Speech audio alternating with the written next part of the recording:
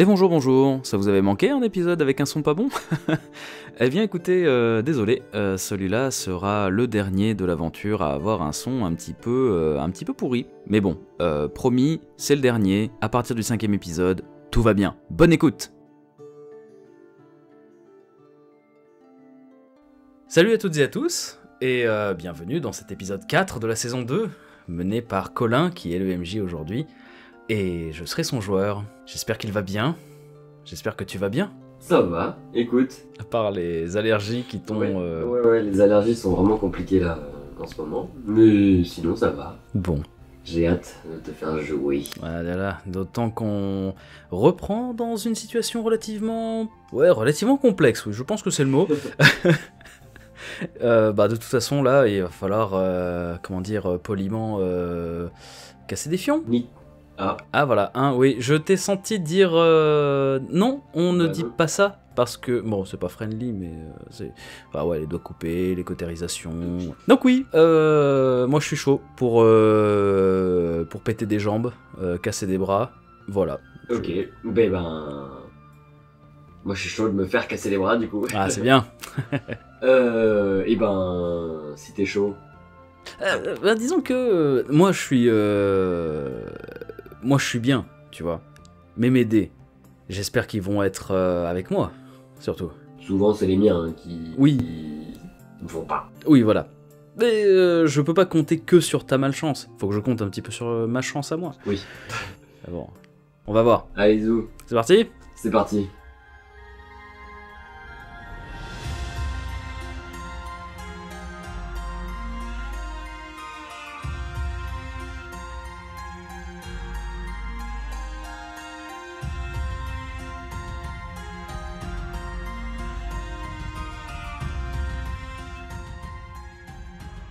Le plus grand des 6 pillards se lève d'un seul bond. Il fait encore très frais. Le soleil vient juste de se lever. Il jette de la neige sur le feu pour l'étouffer. C'est aujourd'hui. C'est aujourd'hui qu'ils vont dépouiller un jeune homme et une jeune femme, des sortes de bergers à ce qu'il paraît. Mais ils ne savent pas que ce jour-là, ils auront le droit à une petite visite. Tu es dans la neige, tu vois une main avec une dague et qui va pour t'attaquer. Initiative, je suppose. Initiative. En avant. 17 plus 3, 20. 20 naturel. Ok. Il ne cherche pas à comprendre, il se jette sur toi, il essaye de t'asséner un coup de dague dans le flanc. Donc, au toucher. Je dois faire combien pour te toucher? Essaye. 14. Okay, J'ai 14 en classe d'armure. Ok, 14. Donc tu dois l'égaler ou la dépasser. 11 hommes. Donc 12. Donc ça rate. Donc ça rate. Mince. Il se jette sur toi et il loupe son coup. Il te déchire un bout de ton vêtement. Et... Qu'est-ce que tu fais? Ah bah je riposte. Hein. Il est donc au corps à corps. Je vais me défendre au corps à corps parce que si je sors mon arc, je suis plus puissant à l'arc, mais si j'essaie de le tirer dessus au corps à corps, je serai à désavantage. Ce ne serait pas judicieux. Je sors donc mon épée et je l'attaque. Oh, 16 plus... Tu touches. 3. Non, plus 7, pardon. Non, qu'est-ce que je Plus raconte? combien? Plus 4. 20. J'imagine plus 7. Non, c'est à l'arc que j'ai plus Ok. 7. Ah bah d'accord. Oui. Ok. T'orgales, hein. Oui. Donc 16 plus 4, 20. Ça touche. Fais tes dégâts. Je fais mes dégâts. 4 et 2, 6. Tu lui envoies un énorme coup d'épée dans le ventre. Tu vois que ça l'a vraiment entaillé au niveau du nombril. Et tu vois ces 5 coéquipiers qui se tournent vers toi. Hé, il a l'air dangereux celui-là. Oh. Ils étaient en train d'encercler Vlana et Torik, Oui. qui étaient dos à dos. Vlana a son arbalète, Torik a une épée à la main. Fais-moi un jet de perception s'il te plaît. Bien sûr. 21. Il y a 4 brigands qui sont en train d'encercler Vlana et Torik, et un brigand qui est allé à la bergerie et qui est en train de sortir toutes les chèvres et les moutons. Qu'est-ce qu'il fout, lui? Il y a les brigands qui commencent à prendre conscience que tu es quelqu'un de dangereux, et ils vont pour attaquer Vlana et Torik. Ah non. Ils courent tous les 4 ensemble vers Vlana et Torik. Il y en a un qui a une dague, un qui a une épée, et les 2 autres qui sont à l'arc. D'accord. Les 2 au corps à corps loupent totalement leur coup. Ils se jettent et ils tombent presque à terre. Et les 2 archers tirent et loupent complètement leur tir aussi. C'est des brigands, mais... Des gourdineurs de sentier. Exactement, des gourdineurs de sentier. Et c'est au tour de Vlana et Torik. Bien sûr. Torik, il perd pas son sang-froid, ni une ni deux. Il assène un coup d'épée à l'un des brigands. Bien. Et il l'entaille au niveau du torse. En un seul coup, il lui fait une entaille au torse et à l'épaule. Ouf. Vlana, malgré son manque d'assurance, elle va essayer de tirer un carreau. Elle réussit. Elle prend peur et elle tire un carreau sur l'homme qui est à terre et elle fait un 20 naturel. Ah. Le carreau transperce la tête du mec. Le carreau se plante dans la neige puis s'enfonce dans la terre. Et tu vois de son front sort la plume du carreau. Waouh. Elle. Oh, Vlana la goat.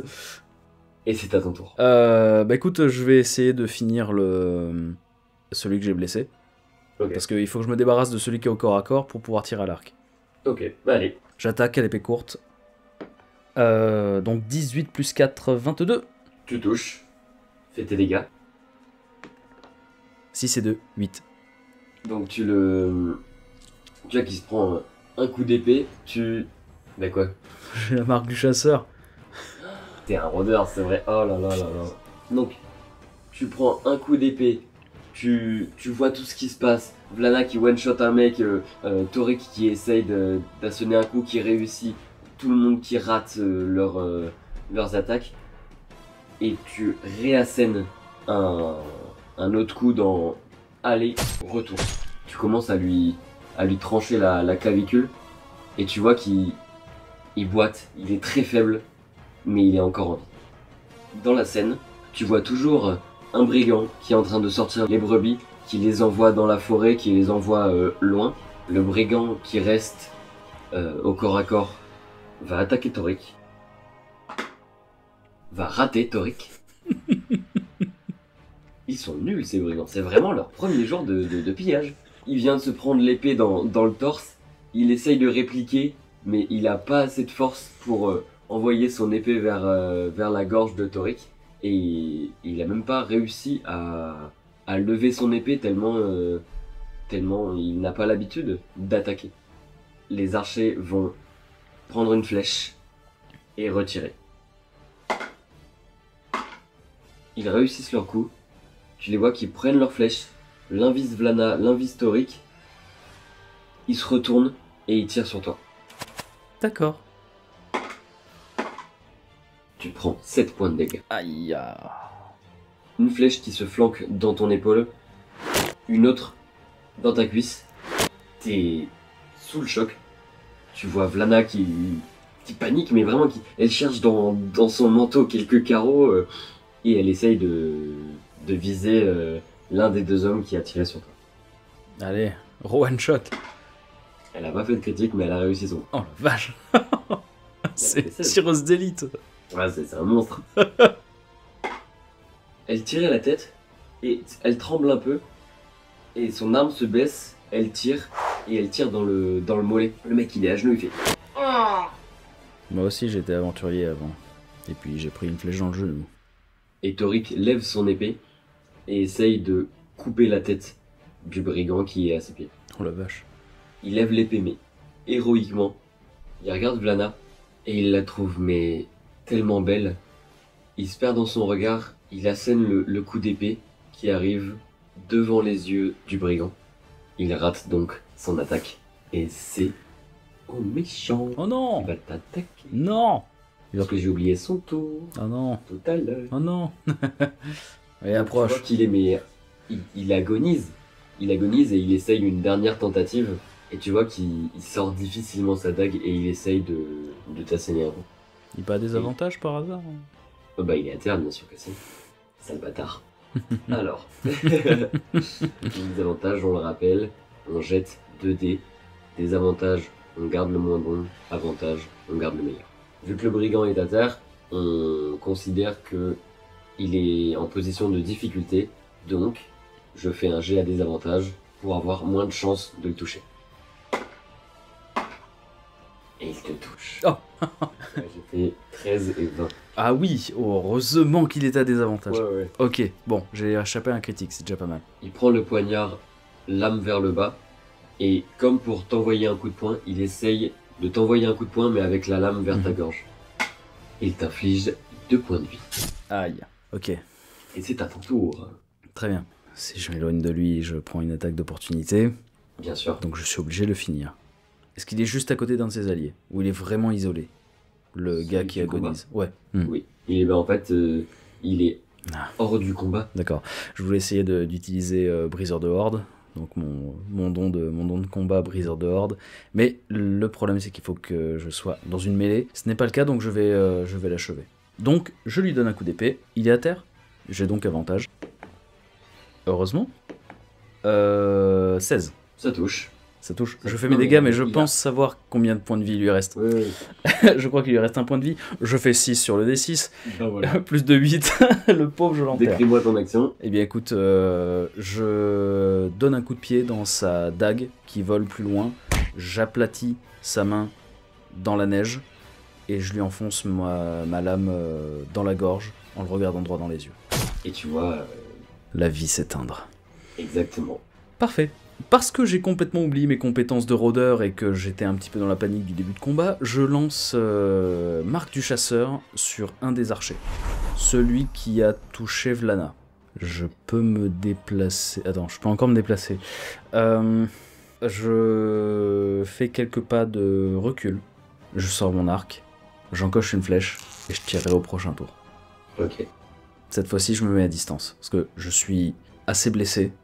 J'ai encore un bon petit paquet de PV, mais je vais pas me risquer au corps à corps, et là je vais par contre les avoigner à distance. Il encoche une flèche et il te tire dessus parce que il vient de voir que tu as tué son ami violemment.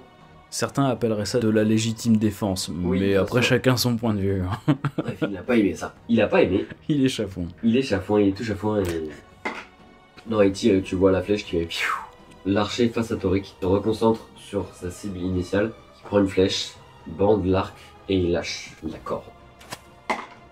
Et il touche. Donc tu vois la flèche qui part en sa direction. Et qui érafle la joue de Toric. Toric regarde par terre. Il voit le brigand qui vient de louper avec son épée. Et il se jette sur lui. Et en fait il est devenu complètement fou. Il sort une dague. Et il se jette sur lui dans la neige. Donc il touche, il essaye de lui asséner un coup de dague dans la nuque. Il arrive à lui entailler au-dessus de l'omoplate. Donc on est d'accord, pour l'instant il n'y a qu'un seul mort. Non. 2 morts? Vlana qui fait... Ah oui c'est vrai, pardon, excusez-moi, j'avais oublié. Oui, donc il y a 2 morts pour l'instant. Non. Ok, Est-ce que tu veux que je te résume la situation? s'il te plaît. Pour l'instant, tu as un homme qui fait sortir les chèvres et les moutons et qui les envoie dans la forêt. Un mort par Vlana, un mort par toi, un archer mal en point, un archer que personne n'a touché, et un pillard au corps à corps qui est au sol, et Toric s'est jeté sur lui. D'accord. D'un seul coup, tu entends l'homme qui est en train de faire s'en aller les chèvres et les moutons, qui fait les gars, on est trop dans la merde, on se casse! Et l'archer que vous n'avez pas touché et l'homme qui vient d'hurler se précipitent en direction des moutons vers la forêt. L'archer que Vlana a touché, il hésite et il se dit non, c'est pas possible. Cette femme avec une arbalète vient de tuer mon camarade. Je ne peux pas partir et fuir comme un lâche quoi. Du coup il reste et il tire sur Vlana. Et il rate Vlana. Et c'est à toi. Très bien. Il a tiré sur Lana? Je lui décoche une flèche. 19. Ça touche. Je touche. Je fais les dégâts de mon arme. 8 sur le dé, plus 3, 11, plus 1 des 6 de ma marque du chasseur. Plus 5, 16. Tu encoches ta flèche, tu le vises, Tu vois la marque du chasseur qui bat comme un battement de cœur. La flèche propulsée par la corde fend les airs et s'enfonce dans le cœur du brigand.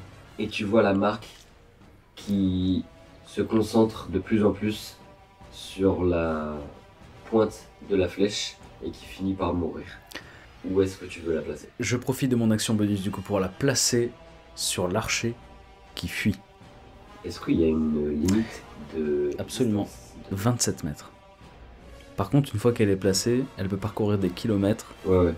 Je fais quelques pas en avant quand même, je cours, histoire de déplacer ma marque du chasseur et de la replacer sur lui. Tu vois la marque du chasseur qui était en train de s'éteindre sur la pointe de ta flèche au cœur du brigand. Et tu vois comme une volupté rouge qui se déplace sur le plastron du brigand qui était en train de s'enfuir. Très bien. Donc c'est au seul brigand qui est resté sur le champ de bataille, c'est-à-dire celui qui est en grippe avec Torik. Il essaye tant bien que mal de blesser Torik. Y arrive-t-il ou non? C'est une grande question. Il y a des avantages ou pas? Alors, si Torik est sur lui, agrippé, ils se battent comme des chiffonniers, pour moi les deux sont à désavantage. Ok, bah les deux seront à désavantage. Il essaye de se débattre, il lâche sa dague au combat, il essaye de donner des coups de poing, mais ça mène à rien. Et Torik, lui du coup, essaye aussi de riposter. Bien sûr. Et il réussit pas non plus, c'est un combat sans fin. Vlana se réveille un peu, et elle fait « Oh! Arrêtez-vous maintenant !» Et elle tire un carreau d'arbalète à côté de la tête du brigand. Tu vois que le mec il se calme. Ok. Je fais plus rien, c'est bon, Désolé. Et tu vois Torik qui prend sa dague et qui fait désolé. Et il égorge le brigand. 4 sont morts aujourd'hui. Une main encore tremblante sur la gâchette d'une arbalète, une autre tenant un couteau taché de sang frais, sang qui goutte le long de la lame avant de tomber et se déposer sur la neige glaciale. Et plus loin de ces deux mains se trouve un poing serré de haine d'avoir tué, de voir tuer, et aussi d'appréhension, car ce poing n'oublie pas pourquoi il est là.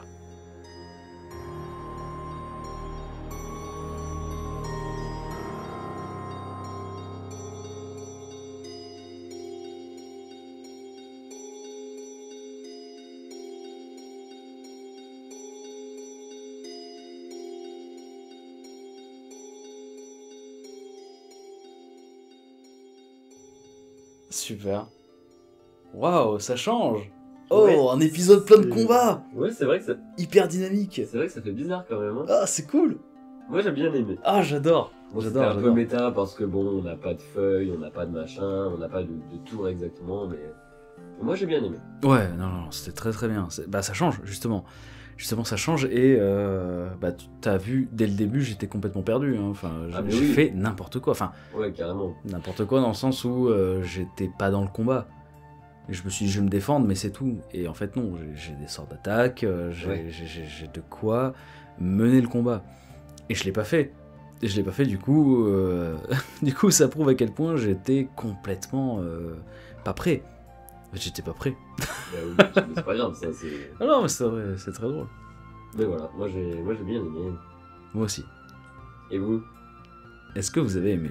Est-ce que ça vous change aussi? Parce que du coup, vous avez eu de l'enquête à la première aventure, vous avez eu des discussions, etc. Mais là, c'est vraiment le premier épisode de full combat. C'est vrai que le monde de Donjons et Dragons prête un petit peu plus au combat par rapport à Cthulhu, qu'on pouvait voir. Les scènes de combat prennent une énorme part. Je sais qu'avec Colin, on est un peu distant de ce genre de conflit. On évite les conflits, en fait. Ouais, c'est ça, on est tous les deux un tempérament à éviter les conflits, mais un bon combat de temps en temps, hein, ça fait du bien. Voilà, ça fait du bien, exactement. Ça désinhibe. Ouais, franchement, j'ai bien kiffé. Vraiment pareil.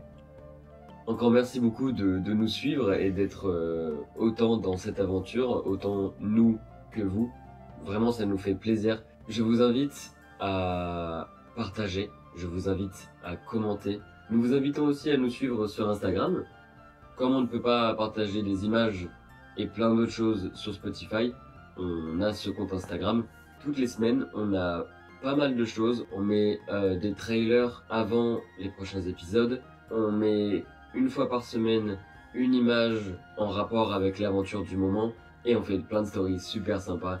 Bref, merci beaucoup de nous suivre. Merci beaucoup de nous écouter. Et on vous fait à tous des gros bisous. Des bisous. Des gros bisous.